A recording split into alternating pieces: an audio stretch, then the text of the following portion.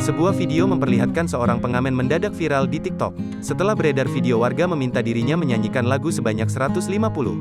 Diketahui video tersebut dibuat di salah satu daerah Tangerang dan video tersebut diunggah oleh akun TikTok Budet. Warga meminta sang pengamen untuk menyanyikan 150 lagu. Tampak sang pengamen berpikir, lantas pengamen ini menanyakan berapa ia akan dibayar oleh warga tersebut.